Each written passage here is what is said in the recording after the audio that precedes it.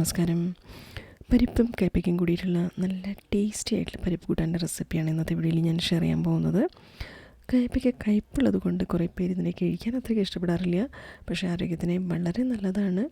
ഈ രീതിയിൽ നിങ്ങൾ ഉണ്ടാക്കിയാൽ തീർച്ചയായിട്ടും എല്ലാവരും ഇഷ്ടപ്പെടും എന്ന് ഞാൻ വിശ്വസിക്കുന്നു. അപ്പോൾ എങ്ങനെയാണ് നല്ല ടേസ്റ്റി ആയിട്ട് പരിപ്പും കയ്പ്പയ്ക്കയും ഉണ്ടാക്കാൻ നമുക്ക് നോക്കാം. അതിനുവേണ്ടി കുക്കറിൽ പരിപ്പ് വേവാൻ വേണ്ടി കുറച്ച് വെള്ളം ഞാൻ ഒഴിച്ചെടുക്കുകയാണ്. ഇവിടെ ഞാൻ 200 ഗ്രാം പരിപ്പാണ് എടുത്തിരിക്കുന്നത്. ഈ കൂട്ടാൻ ഉണ്ടാക്കുമ്പോൾ പരിപ്പ് കുറച്ച് കൂടുതൽ എടുക്കണം, അപ്പോഴാണ് നല്ല ടേസ്റ്റി ആയിട്ട് ഉണ്ടാവുള്ളൂ. ഇവിടെ ഒരു 5 പേർക്കുള്ള കൂട്ടാൻ്റെ അളവാണ് ഞാനിവിടെ പറയുന്നത്. ഇവിടെ ഞാൻ മീഡിയം സൈസ് കയ്പ്പയ്ക്കാണ് എടുത്ത് അതിനൊരു കുറച്ച് വലിയ കഷ്ണങ്ങളായിട്ട് കട്ട് ചെയ്തിട്ട് ഇട്ട് കൊടുക്കുന്നുണ്ട്. ഇതിലേക്കൊരു 4 പച്ചമുളക് ഇട്ട് കൊടുക്കുന്നുണ്ട്. പിന്നെ 3 മീഡിയം സൈസ് തക്കാളി കട്ട് ചെയ്തിട്ട് ഇട്ട് കൊടുക്കുന്നുണ്ട്. 1/4 ടീസ്പൂൺ മഞ്ഞൾപ്പൊടി ഇതിലേക്ക് ചേർക്കാം. പിന്നെ 1/2 ടീസ്പൂൺ മുളക് പൊടി ചേർക്കുന്നുണ്ട്. അതിനുശേഷം ഉപ്പ് പാകത്തിന് ഇതിലേക്ക് ഇട്ടിട്ട് അടച്ച് വെച്ച് ഒരു 3 വിസിൽ നമുക്ക് അടിച്ചെടുക്കാം. അപ്പോൾ പ്രഷർ മാറാൻ വേണ്ടിയിട്ട് 3 വിസിലടിച്ചതിന് ശേഷം കുക്കർ നമുക്ക് സൈഡിൽ വയ്ക്കാം. വേറെ ഒരു ബൗളിൽ കുറച്ച് പുളി തിളച്ച വെള്ളത്തിൽ ഞാൻ കുതിരാൻ വയ്ക്കുകയാണ്. അതിനുശേഷം നമുക്കൊന്ന് പ്രഷറൊക്കെ മാറിയതിൻ്റെ ശേഷം നമുക്ക് കുക്കറൊന്ന് തുറന്ന് നോക്കാം. ഇവിടെ പരിപ്പൊക്കെ നന്നായി വെന്ത് വന്നിട്ടുണ്ട്. ഈ രീതിയിൽ വേണം പരിപ്പ് വേവാൻ. കംപ്ലീറ്റായിട്ട് ഉടഞ്ഞ് പേസ്റ്റ് ആവരുത്. തക്കാളി നമ്മൾ ഇതിലിട്ട് അടിക്കുമ്പോൾ അങ്ങനെ ഉടഞ്ഞ് പേസ്റ്റ് ആവാനുള്ള ചാൻസ് ഇല്ല. പിന്നെ നമ്മൾ പുളിവെള്ളം ഇതിലേക്ക് കുറച്ച് ഒഴിച്ചു കൊടുക്കണം. ശ്രദ്ധിച്ചിട്ട് വേണം പുളിവെള്ളം ഒഴിക്കാൻ. കൂടുതൽ പുളിയാവരുത്, എന്നാലും പുളിയുടെ കുറച്ച് ടേസ്റ്റ് നമുക്ക് വരുന്ന രീതിയിൽ പുളിവെള്ളം നമുക്കിതിലേക്ക് ഒഴിച്ചു കൊടുക്കണം.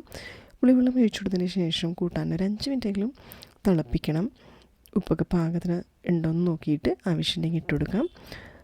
5 മിനിറ്റ് തിളപ്പിച്ചതിന് ശേഷം നമുക്കിനി ഇതിനെ വറുത്തിടാൻ വേണ്ടിയിട്ട് ഒരു കടായിൽ ഒരു 2 ടീസ്പൂൺ എണ്ണ മീഡിയമായിട്ട് ചൂടായി വരുമ്പോൾ ഇതിലേക്ക് 1/2 ടീസ്പൂൺ കടുക് ഞാൻ ഇട്ട് കൊടുക്കുന്നുണ്ട്. കുറച്ച് കരിവേപ്പിലയും അതിനുശേഷം കുറച്ച് ചുവന്നമുളകും ഇട്ട് കൊടുത്തതിന് ശേഷം ഈ വറവിനെ കൂട്ടാൻ്റെ മേലേക്ക് ഒഴിച്ചു കൊടുക്കാം. എന്നിട്ട് കൂട്ടാൻ അടച്ചു വയ്ക്കാം.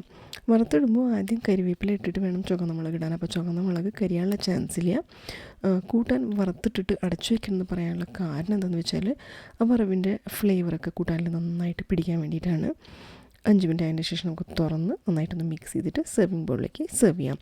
അപ്പോൾ ഈ കൂട്ടാനുണ്ടാക്കുമ്പോൾ നമ്മൾ എന്തൊക്കെയാണ് പ്രത്യേകം ശ്രദ്ധിക്കേണ്ടതെന്ന് വെച്ചാൽ, ഈ കൂട്ടാനുണ്ടാക്കുമ്പോൾ നമ്മൾ കുറച്ച് കട്ടിയിൽ വേണം കൂട്ടാനുണ്ടാക്കാൻ. പിന്നെ പരിപ്പിൻ്റെ അളവ് കുറച്ച് കൂടുതലായിരിക്കണം. മീഡിയം സൈസ് കയ്പ്പയ്ക്ക എടുത്തിട്ടുണ്ടാക്കിയാൽ മതി. കഷ്ണത്തിന് കുറച്ച് വലിയ രീതിയിൽ കട്ട് ചെയ്തിട്ട് ഇട്ട് കൊടുക്കുക. പിന്നെ നമ്മൾ പുളിവെള്ളം ഒഴിക്കുമ്പോൾ ശ്രദ്ധിച്ചിട്ട് വേണം ഒഴിക്കാൻ. പുളി കൂടുതലാവരുത്. പുളിവെള്ളം ഒഴിച്ചതിന് ശേഷം ഒരു 4-5 മിനിറ്റ് തിളപ്പിച്ചിട്ട് വേണം വറുത്തിടാൻ. അപ്പോൾ ഈ രീതിയിൽ നിങ്ങൾ ഉണ്ടാക്കിയാൽ തീർച്ചയായിട്ടും ഇഷ്ടപ്പെടും എന്ന് ഞാൻ വിശ്വസിക്കുന്നു. ഈ രീതിയിൽ ഉണ്ടാക്കിയിട്ട് നിങ്ങളുടെ അഭിപ്രായങ്ങളൊക്കെ ഒന്ന് അറിയിക്കുക.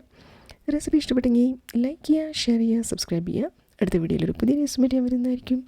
എല്ലാവർക്കും നന്ദി, നമസ്കാരം. Thank you.